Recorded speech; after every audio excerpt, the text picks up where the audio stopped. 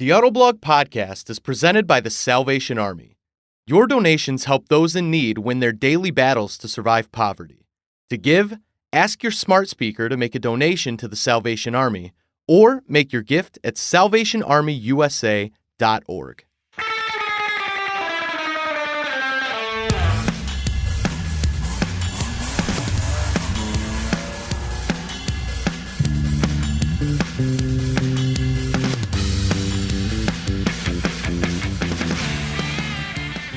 Hello and welcome to a special episode of the Autoblog Podcast, where we're going to focus on all things green. That's performance, that's fuel economy, that's hybrids, that's EVs, that's the Prius, that's Teslas. We got a lot of stuff in store for you. Joining me today, fittingly, is our senior editor for all things green, Beltz Snyder. Hey, how's it going? It's going well. It's going well. Let's talk some green cars. Sounds good. All right, we've got a lot to cover today. We're going to talk starting off with basically hybrids. You know, is the Prius still the standard bearer? I don't know. What do you think? Yeah, I mean, it's interesting because years ago this was the green car, and now things have come such a long way. But as far as cars without plugs go, the Prius is still the one that people think of when they think of hybrids. It's a whole family of cars. There's the Prius plug-in hybrid now, the Prius Prime, and yeah, it's still very popular. But now it's got a lot more competition. Hyundai's got the Ioniq, Honda's back with the Insight, which is really nice. And then there's even like the Corolla hybrid, if you're looking for an even more affordable hybrid, coming from its own brand. So it's in a lot stiffer competition right now. Looking at sales, Prius sales year to date are about 50,000, which is good. It's more than any of the other hybrids, but that includes the entire Prius family, including the plug-in. But that said, it's down from about 69,000 this time last year. So that while Prius is still, sort of the leader of the pack, it's declining. It's still significantly up from the Ioniq. That's about 16.6 thousand so far this year, up from 14.1 thousand this time last year. So that's seeing some major growth in terms of percentage, but not in terms of not like Prius numbers sort of. And then the Insight is at 18.8 thousand already this year. And, it began sales last year and it sold 12,500 the entire year last year. So that's cooking pretty well. The Prius now is kind of looking a little old. And Toyota is moving into other things. They're looking at plugs. They've got the Mirai. They're coming out with the new generation of Mirai. We'll talk a little bit more about that later. But, yeah, it's really interesting when you think of a hybrid now. There's so many that aren't even hybrid. You don't really include it in the name, like the Niro, the Kia Niro.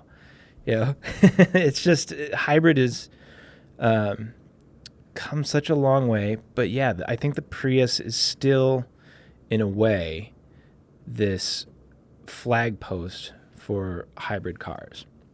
So I totally agree with that. I think the brand, so to speak, of the Prius is so strong right now. I think it's a prestige thing too. When you see a Prius, it's still very distinctive. The silhouette, everything about it. People know that you're sort of making a stand and choosing to drive that, type of vehicle. And I think that gives you credibility across the board. I think your average person doesn't necessarily know what, an Ioniq is or an Insight. Right. And I think that actually, when you buy those vehicles, and I would argue in some ways they outpace the Prius in different areas. They're very cool vehicles. Especially I really like what Hyundai is doing. I think their approach is really, it's nuanced, but it's also aggressive. But if you buy a Prius, there's no question. Everybody's like, oh, yeah, you bought a hybrid. Mm-hmm. Yeah, that makes sense. I get it. And it's also interesting, even if the Prius sales are declining and, plug-in vehicles are sort of beginning to take over, we're seeing this Prius technology make its way into lots of other cars, not even at Toyota. We're seeing, the Prius Prime's technology has made its way into the Crosstrek hybrid, which is a plug-in hybrid. And now, the Prius is sort of your first affordable hybrid sedan with all-wheel drive, because now they've got the all-wheel drive E version, which is actually really good in the snow.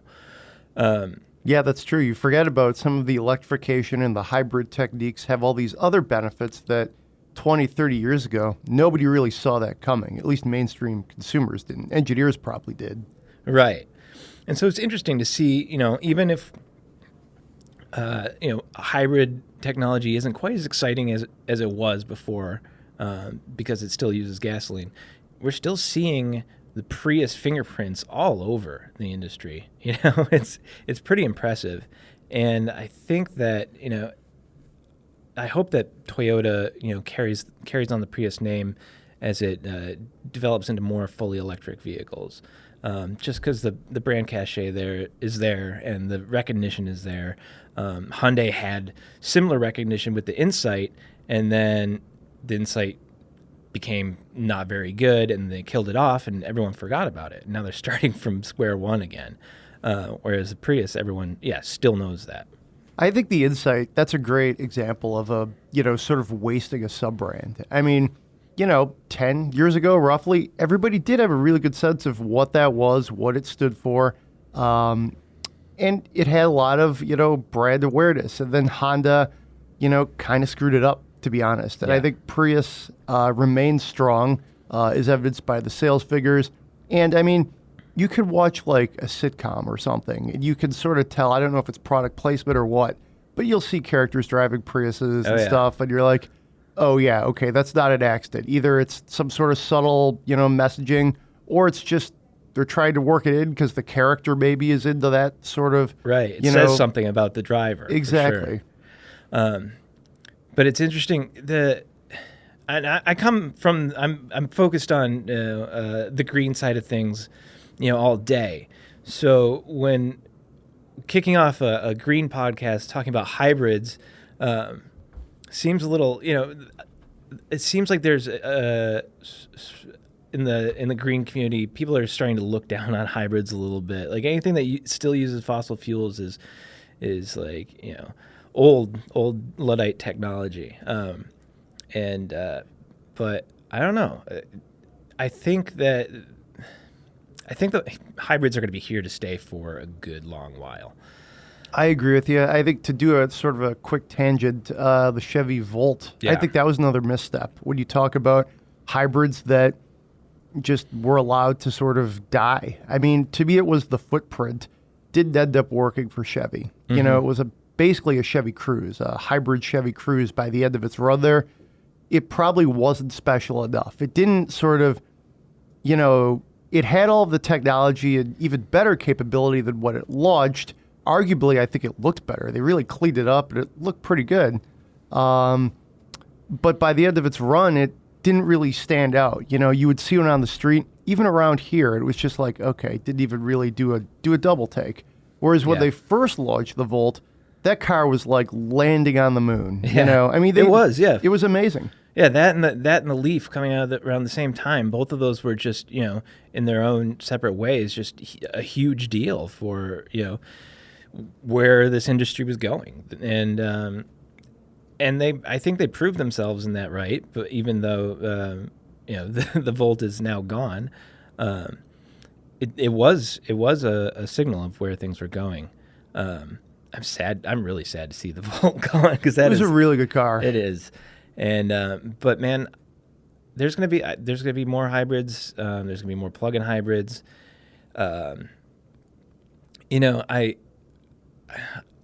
People wonder how long plug-in hybrids are going to be relevant.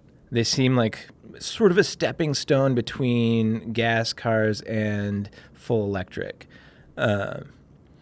And I've wondered the same thing myself.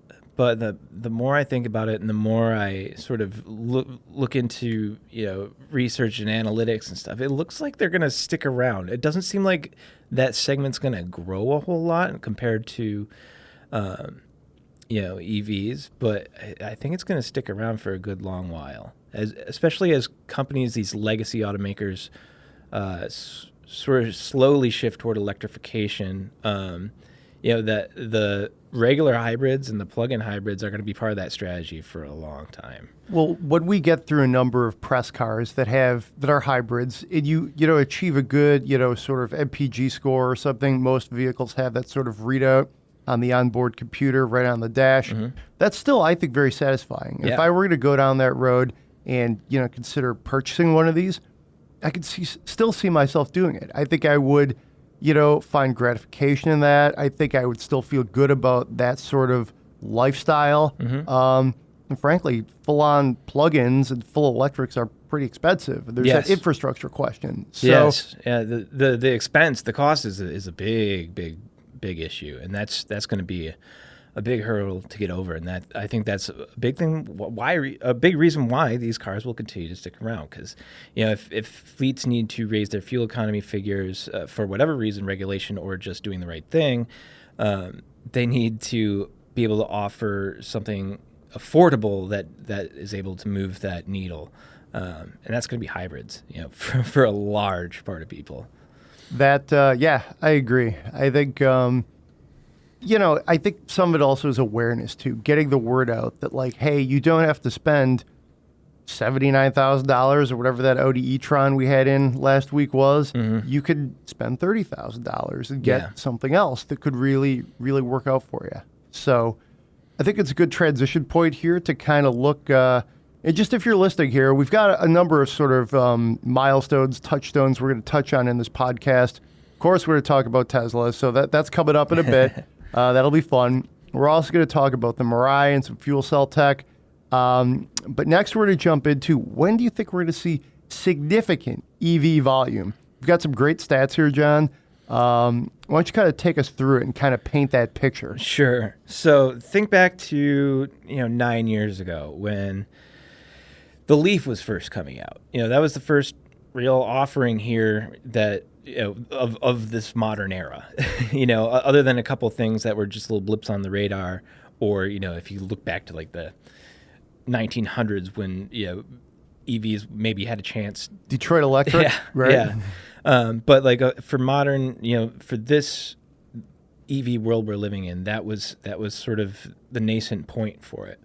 And that was 9 years ago. And now we are looking at about 16 full battery electric cars on sale in the U.S. right now. And additionally, about 25 or so plug-in hybrids. And then next year, there's slated to be 13 more battery electric vehicles or thereabouts available. And 17 more planned for 2021. Take those numbers with a grain of salt, especially that 2021 number, because that includes things like, Rivian, Lucid, Bollinger, but a lot of those are traditional legacy automakers that are promising these cars. So yeah, things are changing. We're on a huge upswing for this. Looking at a couple studies, the International Energy Agency, has an outlook every year. Bloomberg New Energy Finance has this cool study for EV outlooks, and that looks further into the future. They expect by 2040 about 57% of passenger vehicle sales will be electric. And at that point, 30% of the global, and that's global, and 30% of the global passenger fleet will be electric. That includes cars that people already own that they're still driving, not new sales. So if you want to go by the 50% sales being the significant tipping point, we're looking at 2040. If you want to look for when there's going to be more options and maybe affordable options, I'm going to split the difference and call it 2030. The big problem right now is most of those cars that are coming, that are here and that are coming in the next couple of years, are $45,000 or more, and that's just too much for a lot of people to afford. I think I think you're really spot on with that time frame. I think you'll probably notice some things. In this, I suppose, this is a pretty big assumption. Things are going to sort of stay the same, if you will. Like if we had an oil crisis or something, or an economic meltdown, a whole bunch of different factors could really change the outlook for consumers on EVs, for good or for bad. I think around 2025, you're going to really notice EVs on the road. It's going to be like you're going to look over, or maybe the better observation is you won't notice it because there'll be more of them, and it'll just be a little more like, oh, hey, okay, so it goes. But I mean, I'm actually looking forward to that day too. Yeah. I think more choice for consumers is going to be a really good thing for consumers, of course, but also for the environment. I think, when you look at where we are with the current sort of portfolio fleet of what you can get, it's either fairly expensive or super expensive. Right. Like, would I like, like what are those, rough and tough off-roaders, like what Bollinger's doing? Yeah. Hell yeah, those things look awesome. I think they look better than the actual Defender does. Yeah. To me, they look more like the real Defender than the Defender currently does. But, it's what, $125,000 or something? It's a lot of money, and if the average price of a new car right now is about $37,000, we're hearing, give or take, an average EV starts to get very easily into the 40s and 50s. Right. Suddenly you're moving away from what's basically considered mainstream transportation. So, I think you've kind of got I'd like to see the cost come down. And I think, not to get political, but I'm looking at this strictly from like a non-ideological way to accomplish something. This is just, to me, a means to an end. I do think more tax incentives might help. At the same time, I think that the tax incentives are sort of an incentive for these automakers not to put out affordable EVs, know, because they've got that $75 they can put on the hood, $7,500 that they can put on the hood for a lot of them. They can charge more. They're like, oh yeah, it's a $70,000 EV, but you get more than 10% back when you file your taxes. And that's I don't think that's really sustainable. I think once these credits start running out, it'll be kind of coincidental with these costs of this technology dropping further. Battery technology is getting cheaper. Cars are getting better, longer range for less money, and that's accelerating. And so as these taper off, these incentives taper off and these prices taper off, it could be kind of just the right timing for, 2025, maybe we'll see a bigger sort of fleet of affordable electric options. I'm hoping. Right now there are a few. I mean, there's the Leaf, there's the very basic, if you want to get the cheapest, Tesla Model 3, which is a good car. And things like the Nero EV and things like that are more affordable. But still, I'd like to see some, around $35,000 before any incentives, and into the high 20s at least. That's right. So that really does. I like how you lay that out there, because it sort of does make me look at it through a little bit of a different lens. Another way to look at this too is like, just because it's a tax credit, that's not necessarily money back in your pocket. Right. Like when you do your taxes, depending on your income levels and all sorts of things, how much you actually end up seeing of that $7,500, there's some nuance there. And I think, that's an interesting approach. Part of me wonders if maybe there should be more incentives on the companies to develop the technology. So then you could have like a $36,000, electric vehicle, or a $29,000 electric vehicle. And then sort of the defense, well, hey, it's costing us so much to develop this stuff, we got to pass it on to the consumers in some way. Consumers need this extra benefit here. maybe if you sort of try and tackle that on the front end, that could be a solution. I don't know. There's a couple of different ways to kind of approach this. Yeah, and there's the mass scale solution too. If you just need to sell a lot of them, make a great affordable EV and sell a lot of them. That's kind of what Tesla's doing right now. I agree with that. That's where you do start to get to like the Henry Ford visionary of like, hey, we're going to make this transportation for the masses. Here's how we're going to do it. We're going to build a sustainable manufacturing model and get there. That's what Elon Musk is trying to do. He's taking a very winding road. He's got a lot of, some flaws, obviously. But if you really distill down what his approach is, he is trying to do that. And I actually, I think on all of our podcasts, we've been very critical of Tesla in different ways.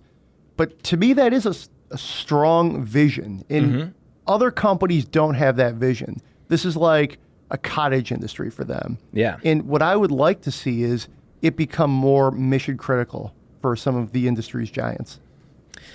Yeah. And, let's talk about Tesla for a minute. Let's do it. They made money. They've made money a couple times now, delivering more cars. And it's interesting. I've heard less from Elon Musk lately. Have you noticed that? Is that just me tuning him out? I've been a little bit off Twitter, so maybe that's it. But I think he's been a little bit off Twitter. I don't know. I think maybe let Tesla kind of be a boring car company for a little bit, and that's okay. Make your cars. Yeah. Deliver them. Make your customers happy. I mean, there's not too many customers of Tesla that I've encountered that are like still not really excited about the brand and about getting their cars. Like, sort of get off the front page, lay low, and do some like little things that you just sort of get patted on the head for. That could be good. Yeah. Turn out profitable third quarters like they just did. And you hear the occasional like service horror story and these are anecdotal things, and then there are the bigger things like the problems with safety in the workplace and all Musk going off the rails over and over again. But where they are right now, could be a good momentum point. Where if they keep their head down, keep delivering cars.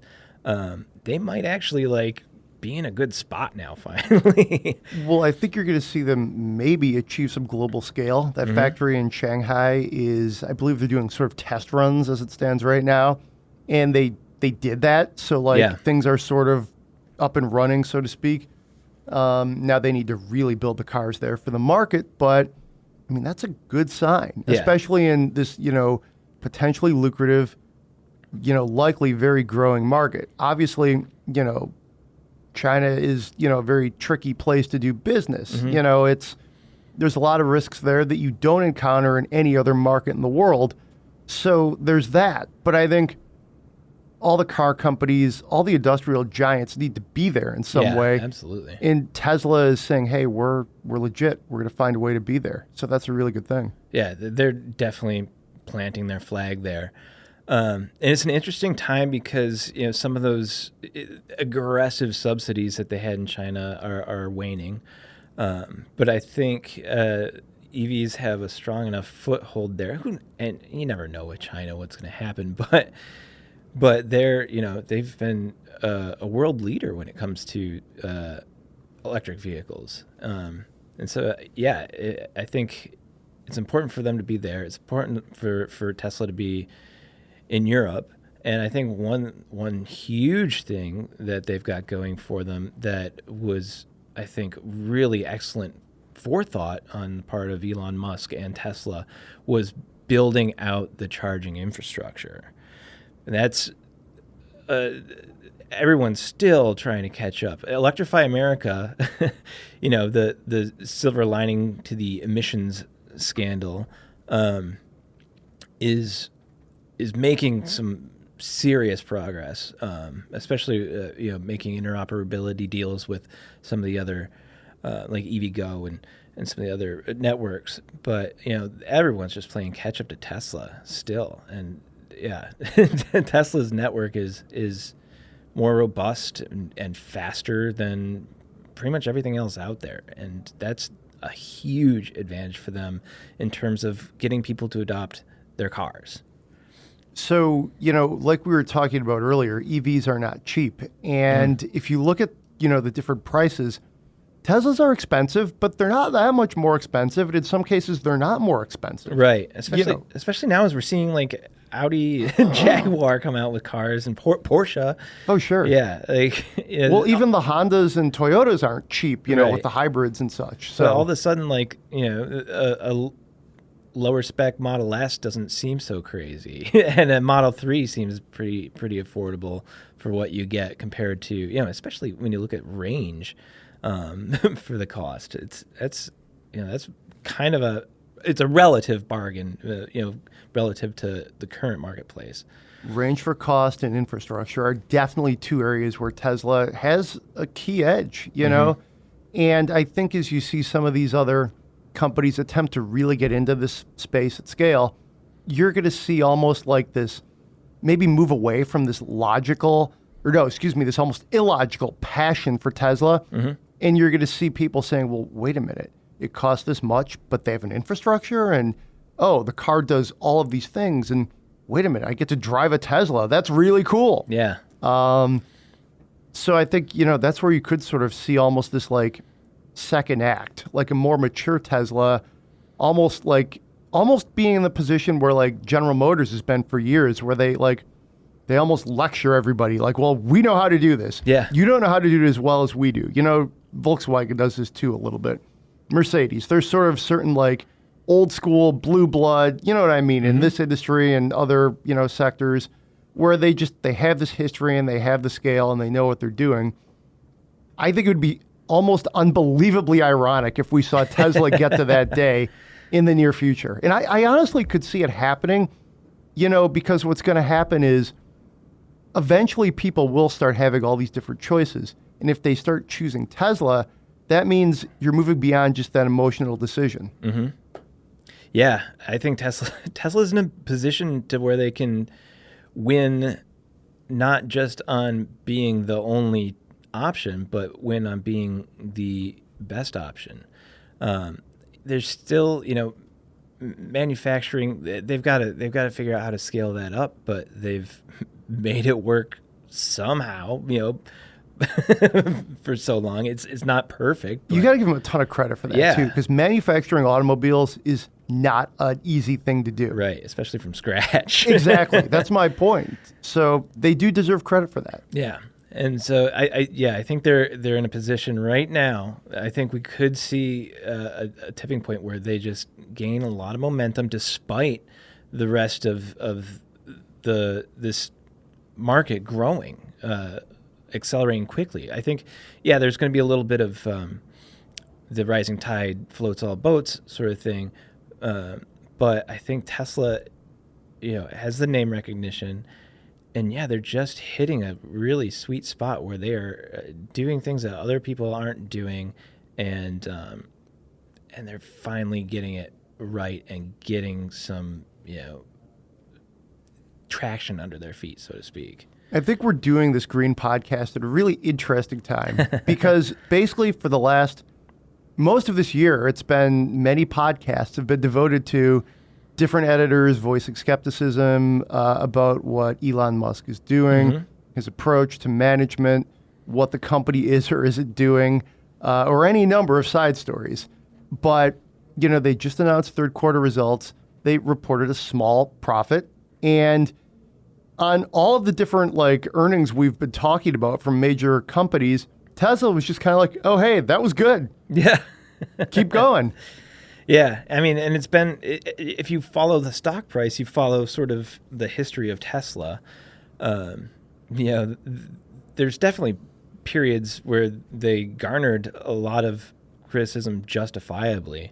But now I don't think is that time so much. now they should, as you told Yahoo Finance, it's time for them to to savor the moment. It's true. And for like right now, today. Well, yeah, and if they can maintain this, they had a good quarter a couple quarters ago. If they can sort of keep this up, they could be in really good shape. Really good shape. So I think we've kind of backed into this question. Tesla, are they the hunter or are they the hunted at this point here late in 2019? Man, I think this is the time to ask that question, because for a long time I felt like they've been the hunted, even though they were forcing all the other automakers, the big automakers, to adapt. Everyone constantly had to adapt to Tesla, but they were still, the little guy. They were the prey. They were the rabbit jumping through the bush, and these bigger companies had to sort of catch up. Now, though, with some solid ground under their feet, they could be evolving. This might be Tesla's next stage, their more mature stage, as you said earlier, where they could start really going after some of these other companies making electric cars, especially if they can make them more affordably. That's a huge thing. If they can continue to make electric cars that people can actually afford, that actually feel like they're worth the amount of money on their sticker, they're the predator. Yeah. What I think is interesting about Tesla is we're still sort of maybe at the late stages of Act 1 for them. Mm-hmm. All of their products are essentially in their first generation. Tesla has shown sort of a propensity to do flash updates, to iterate these vehicles, do little things. But there hasn't really been a second generation. The company is still that young. For me, it's going to be really interesting when we see like the Gen 2 Model X or Model S or Model Y. What do those look like? And the Model Y is not even out yet. Right. But, Model 3, did they do a Model 3 or did they just say, hey, people don't want small sedans anymore? We've talked about that in previous podcasts, whether or not the Model 3 makes sense with the Model Y right on the horizon. But I think when and if we do see that second gen of the Model S and Model X, I think that'll be sort of a defining moment. Yeah, we know that they've made it. If they pull that off and do it well, then I think they're in the clear at that point. I think they're working on a lot of different things too, like the big truck. That to me is like, that's where I have some concerns about them still. It's like, how are you going to keep having these vehicles sort of tread water and then go into development, for their next generation, while you're still rolling out entirely new vehicles like full-size trucks? Like, how do you do that? An electric F-150 fighter? And that's just a very difficult thing to do for a company that small. So that's where I think I'm skeptical, nervous, as an EV enthusiast, that they're going to be able to pull all that off. It's like, I think they're going to have to figure out what their tentpole things are and figure out how they're going to grow. And if they can keep growing logically and profitably and, achieving scale, then they're going to be okay. If they roll out an electric truck and then it turns out like the Model Y is a disaster and the Model 3 is getting really long in the tooth, well, that's a problem. And that's a problem all automakers have. Chevy didn't just do the mid-engine Corvette and say, well, whatever, forget the Silverado.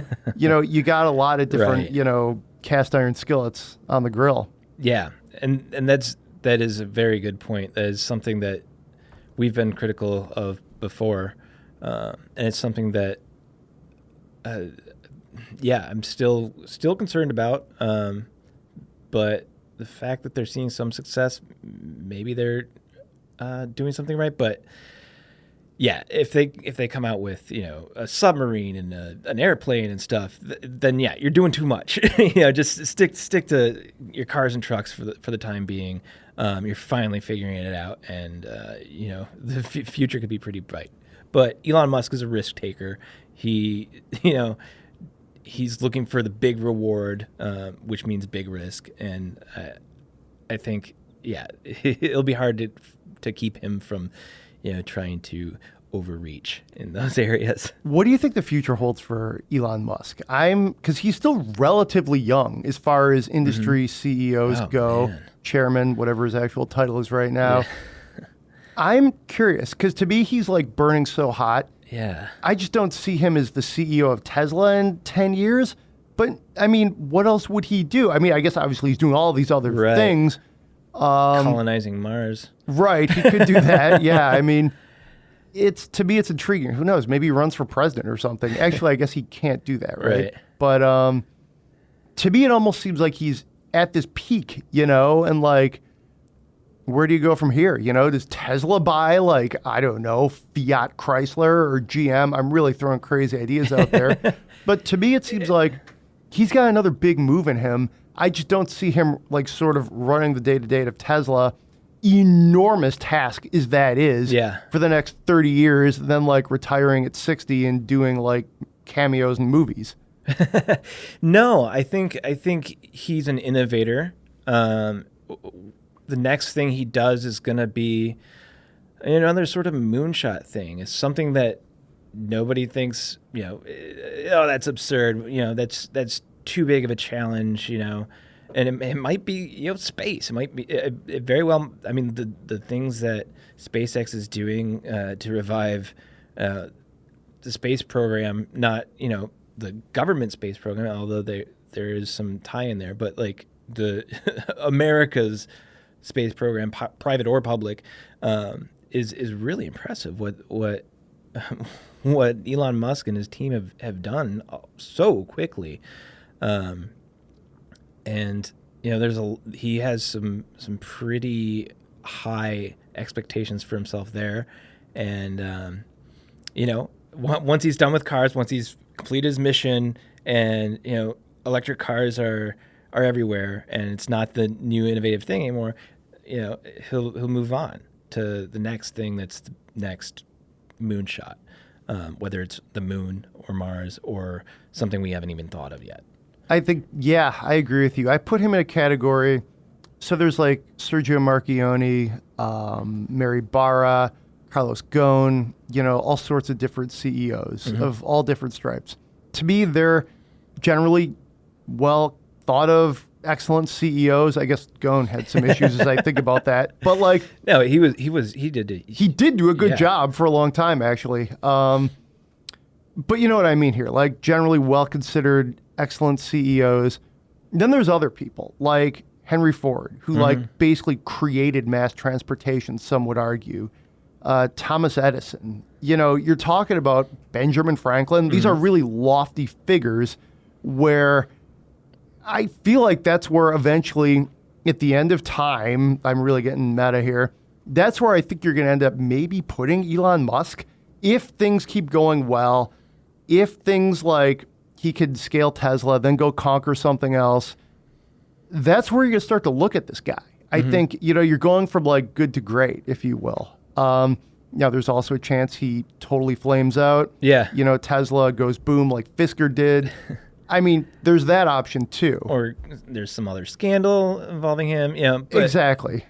But, I think people who achieve huge things, like Henry Ford was a problematic person, but he's still well known, and his impact was undeniably huge. I mean, could you imagine if Twitter and Facebook were around when they were like trying to build factories in Detroit 120 years ago? I mean, it would have been, crazy. Many of these people were, I mean, it's just social media has changed how we view the industry and, personalities in general. And in some ways, I think Elon Musk, because he's so outspoken, gets unfairly judged in a way people 100 years ago wouldn't didn't have, because you wouldn't have seen their crazy side as much. Yeah, they were just as much, if not more, flawed. Right. As you talk about some of Henry Ford's, things he did and said.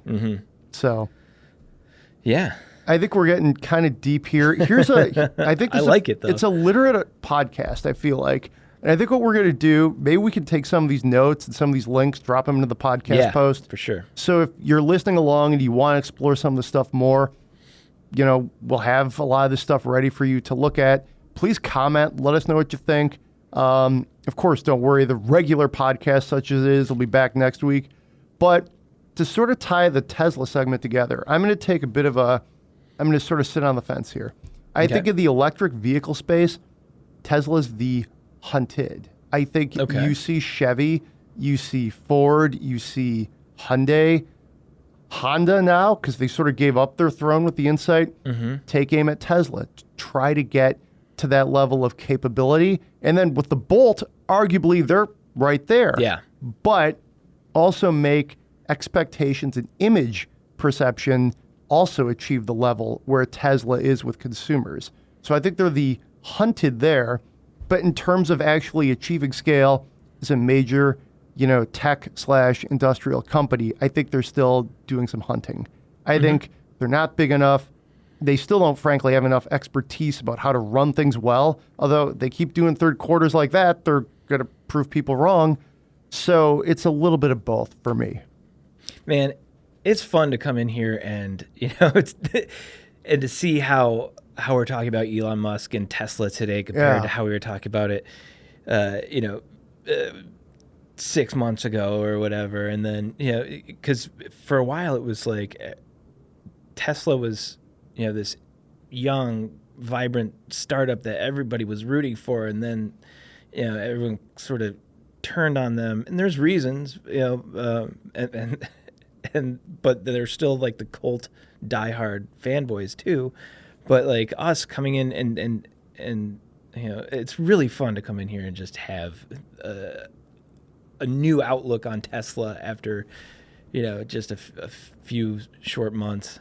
America loves a comeback is another thing. And I think in some ways, it was almost like late last year and then into the summer.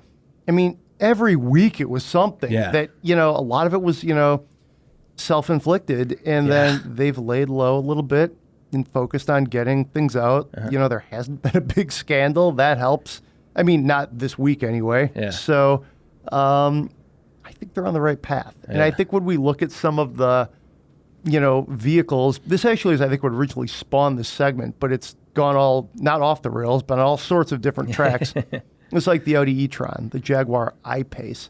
Really cool vehicles that you would cross-shop with Teslas. Yeah. Because, frankly, Teslas are largely luxury vehicles in their price points and even how they're equipped in some ways anyways. So, I don't know. Would you, you're going to go buy an expensive EV, something you're excited to buy. Maybe you've reached a certain point in your life. What do you do? Do you load up a Model S or do you look at, an e-tron or an I-Pace? We've driven those recently and these cars are awesome. Man, for so long, the Model S was sort of the pinnacle of like cool EVs. So fast, like pretty sexy, cool tech. It's getting a little long in the tooth now, but there's still constantly like new tech going into it. Right now, though, I think I fell in love hard with that e-tron, man. That it doesn't feel as out there as an EV as it could, but man, it's a really nice comprehensive package. But to be honest, if I'm going to spend $40,000 on an EV, I was originally thinking, I had been in love with the new generation Leaf for a long time, especially when they came out with the longer range one. But man, if I were thinking about living with it and like needing to get where I need to go, taking trips up north and whatnot, and wanting to have a fun, cool car, Model 3. I would get a sort of base level Model 3 and really enjoy it. The Model 3 is, I would probably land on something like that if I was going to try to keep it under $50,000. I think that's how I would sort of maybe do my cutoff. Anything above $50,000, I think that's where I would be more open to like an Audi or a Jaguar. And both those are considerably over that. But it's to me like, where I get there, and this is, I think, a good thought exercise once you're in that market for an EV, is like the Audi and the Jaguar, and there's a host of other competitors, but those two are fairly recently we tested them fairly recently, so they're kind of top of mind. To me, those are like amazing electric vehicles that are electric, but they're also an Audi and a Jaguar. Yeah. So to me, like, that is really cool. Like, you're talking about brands where, like, oh yeah, if you have an electric Jaguar, you're kind of awesome. You're doing some things right, You've got good taste, at least. Exactly.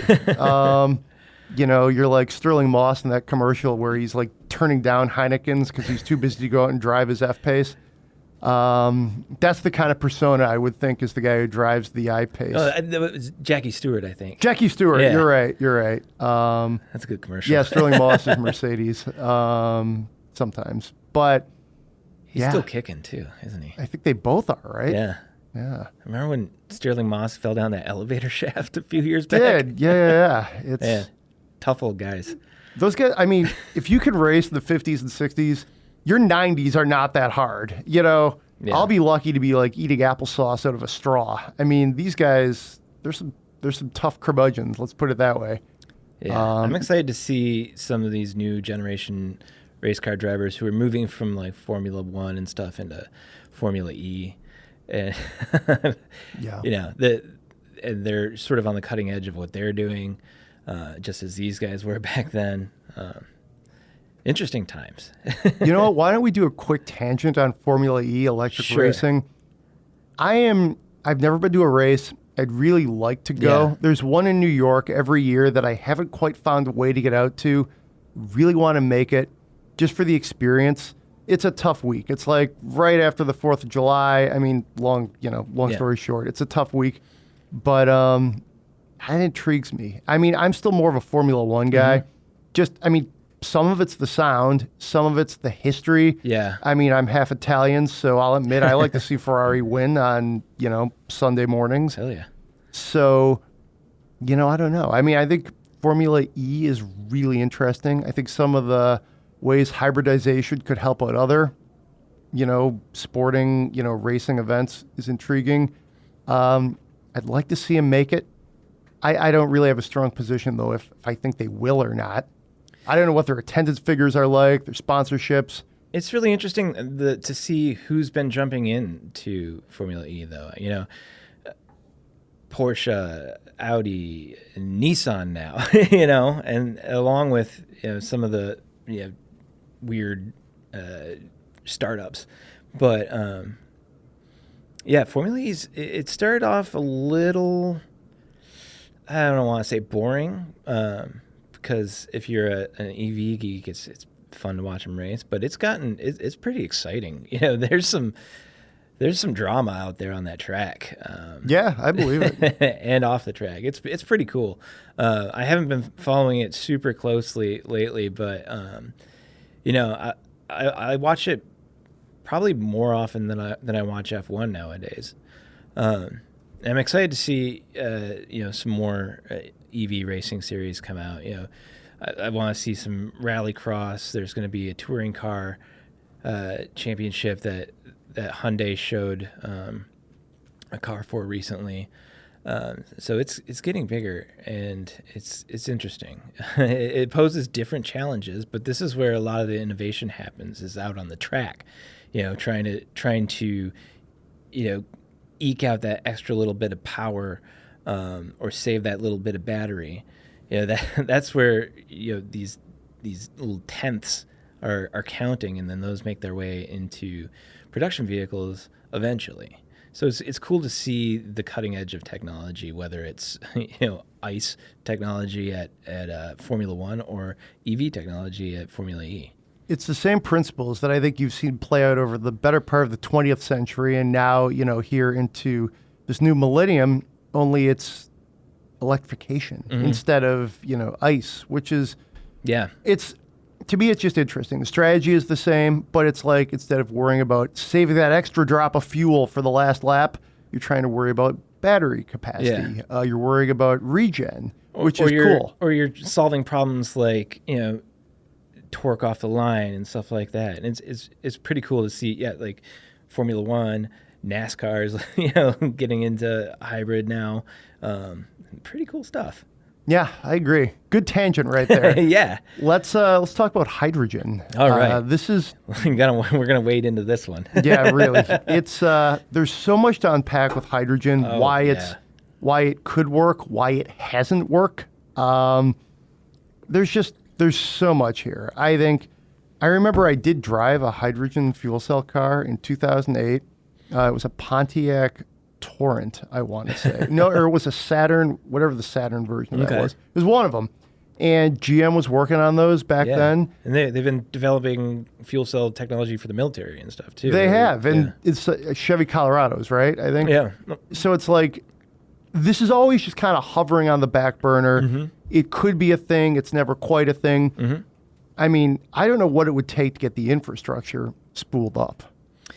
Well, the infrastructure is one thing. Man, hydrogen's tricky. A lot of people discount it as a fuel just because, there's not a lot of infrastructure for fueling, unless you live in certain parts of California or different countries in Europe or Asia. But it's touted as a green fuel. It's an abundant molecule. It emits water and heat. That's it. But it has some serious problems. It doesn't occur naturally on Earth. You have to synthesize it. You can do that cleanly with electrolysis. You can make it out of water with electricity, but you have to have clean electricity for that. But that's expensive and inefficient. You lose, about half of the energy you would through heat when you're electrolyzing it. It's much more cost efficient to make hydrogen from fossil fuels. A lot of it is taken from natural gas through steam reforming. They break off the hydrogen molecules and isolate them, and at that point you're still emitting greenhouse gases, and it doesn't make that much sense then, because the hydrogen you're putting in your car has already done the emissions. It's not going to make more emissions per se, but it already has a footprint there. It's expensive to make. It's expensive to make cleanly, but with renewable energy coming online, it's possible to make it clean. And the thing with renewable energy being so intermittent is that you can store it. If you're making a lot of renewable energy and you're not using that much in the grid, you can store it in a battery where it has sort of a shelf life. It'll degrade unless it's used. Or you can turn to hydrogen where it's stable and you can store it for long periods of time. So in a world where green energy is abundant and we need to store it, hydrogen will make sense. Right now, it's much more efficient just to take the electricity and put it directly in your car. But there very well could be that future, and if there is that future where we have that renewable energy and we need to store it, we need to hydrogen's going to be important, and it has tons of uses besides just cars. There's an entire chemical industry out there, and you can use it for heating homes and things like that. In the short term, I don't think it makes sense. It just doesn't make. It's not. The environmental benefits aren't really there. The cost benefits definitely aren't there. And then the practical things like infrastructure and transport and stuff, that's a problem too.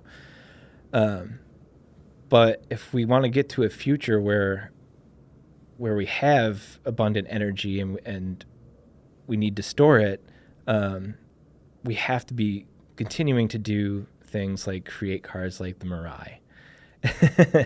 And Hyundai and Toyota are looking way ahead when they're talking about hydrogen. They're making hydrogen cars right now, but the hydrogen strategy is a very, very long-term one. So I think it's important that they're doing them. It's not the most practical thing in the moment, but it's one of those long plays.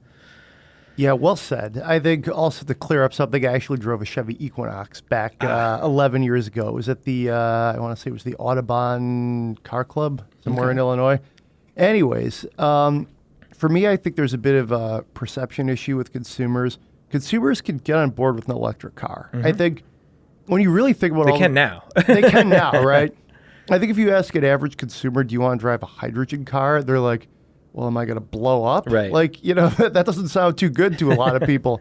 But on the other hand, if you said, you know, do you want to drive around with like 16 gallons of flammable gas underneath you? Yeah. That doesn't sound all that great either when Or you think a about it. battery that can go into thermal overload. A battery that could fry you. I mean, yeah, not great, Bob. But this is a very intriguing part of the journey to, you know, a more sustainable, you know, model for transportation. But I mean, I don't know. We talked about time frames. Yeah. I don't know. I mean, I see like the Mirai is awesome in many different ways. You do see Toyota and Hyundai keep investing in it. General Motors seems to have kind of, outside of military applications, backed away. I bet you most automakers have a hydrogen plant somewhere in their file cabinets.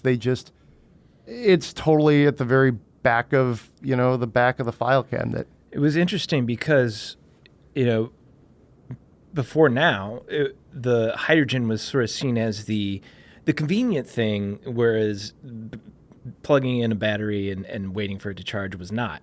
And because you could just refuel in 5 minutes, and, you know, it was just like going to the fuel pump now.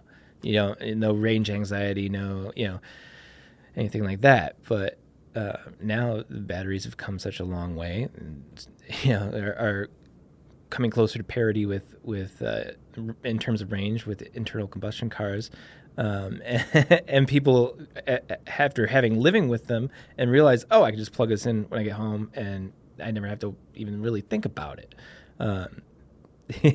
Now hydrogen is the complicated thing. You have to go and you have to live in a place that has the infrastructure. You have to go and find the one pump within your 50-mile radius or whatever. And it's not that green as it is right now. Most you know, not strictly speaking, there is still, you know, green hydrogen available, but from a practical standpoint, most of it is not. So yeah, it's kind of interesting how those two things have flip-flopped, and now battery is the convenient, easy go-to fuel, you know, relative to hydrogen. Well, what you've seen, I think, too, is since, like, you know, the late 90s, we've had successful launches of different hybrid vehicles, which have begat full EVs, which have sort of fostered an adaptation of the technology among some groups of consumers. Have we reached critical mass in that area? Absolutely not. But I think there is a day when we could see electrical maturity. And I think there's, like, 20 years ago, guys like us wouldn't just be like, man, I'm really thinking electric for my next car. It just, no matter where you were or how you were sort of trying to like be on the sustainable spectrum, it just, that wasn't like a major life decision. Maybe 30 years ago is a better reference point. And I think right now it's like, you know, fuel cells, hydrogen are still in that nebulous bucket of like biofuels. You know, is your car going to run on corn or hydrogen? It's just in this sort of like, there's electrics, there's hybrids, there's traditional cars. And then there's this like, you know, other bucket of all this other stuff. And because there's never been like a breakthrough hydrogen vehicle that anybody has ever really driven under normal circumstances, you know, or it's been sold at scale, there's never been a hydrogen Prius, so to speak. Right. To me, it seems like this is technology that really is continuing to exist in like an academic sense. I think it's like, in some ways, even though they're advancing the technology, the future of it seems to be getting farther and farther away. Yeah, in a way. Which I don't say like, you know, haughtily. It's just when I look at the fields of the different sectors and ways we could like change what cars run on. Mm-hmm. This to me seems like it could be pretty far-fetched without some enormous investment, by a number of different entities. And I think what you're going to see happen too is priorities. People are going to say, well, we want to have autonomous cars before we care about ever getting to fuel cell technology. And a lot of companies are linking their electrical tech to their autonomous tech. Yeah. So, and that actually, that makes a lot of sense. I mean, this symbiosis between electric cars and autonomy is much better than. I would not want my hydrogen car to go fuel itself. I don't think. Maybe it could do it better than a human who's prone to error. But there's a lot less risk and complexity involved with an electric car charging itself or maintaining itself. There's just not much that you need to do or worry about. Anything else we should touch on with hydrogen? It's a very deep subject. I think we just have to sort of wait and see. I hope that companies do keep it in their arsenal. Because look at what the new Mirai looks like. That thing is really cool. I've written about it a couple of times. I remember I was on a plane coming back or going to the LA Auto Show, and I was just so fired up about the Mirai, but it was strictly like I needed to fill space in this column I was writing at that time. So I was like, sweet, let's write about this. It's so interesting, but I don't know. And the next gen one is like rear-wheel drive, and it looks like a sports car. I mean, it's not going to be super powerful, but it's very sleek and looks way better than the outgoing one. If they can keep it sort of somewhat relevant, we're going to have to wait and see until that, the renewable energy future comes true. I sure hope it does, but if it does, there's the companies who have been paying attention to hydrogen will have it off better. Cool. All right. Well, I think we've hit on a lot of subjects pretty thoroughly. Any just closing thoughts about any part of the green field in general? I'm just super excited about the cars that are coming out. I can't wait to drive the Mercedes EQ cars, the EQC, the EQS. I can't wait to get a chance to drive the Bollinger B1 and B2. Those are so cool.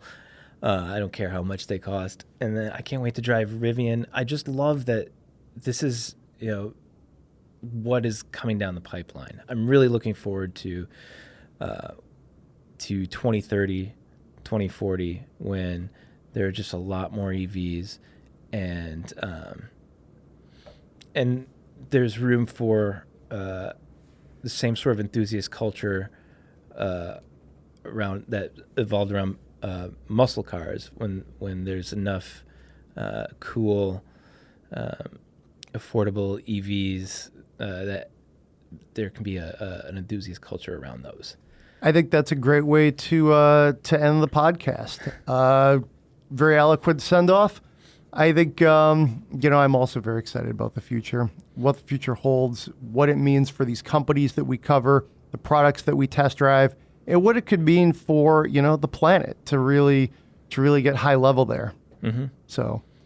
So that's it for this episode of the Autoblog Podcast. We hope you've enjoyed it. A special episode, a green episode. We'll be back next week, of course, with a regular episode of the Autoblog Podcast. Be sure to send us your Spend My Monies if you like the Autoblog Podcast. Please give us a 5-star rating on Apple Podcasts. We're available, of course, on Spotify, iTunes, wherever you get your podcast. John, you got something? And also go check out the website. We will have this podcast rundown on autoblog.com, and I'll have links to some of the topics for further reading for your education. Absolutely. Yeah, this is going to be a really good post. I know a lot of people, if you're like me, actually, you just pull up your phone, you're like, sweet, the podcast is there. Hey, Blue the dog, let's go for a walk. That's all I do. I mean, I do look at it on the site, of course, because I'm the editor. But yeah, check it out on the site too. That's a great point, John.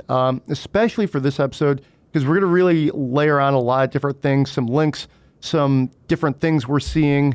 And we would love for you to comment and give us some, just engagement. Tell us what you think about this and all the other podcasts. It's been fun, John. It has been. Thank you. All right. This is an Autoblog Green podcast, if you will. And we will see you next week.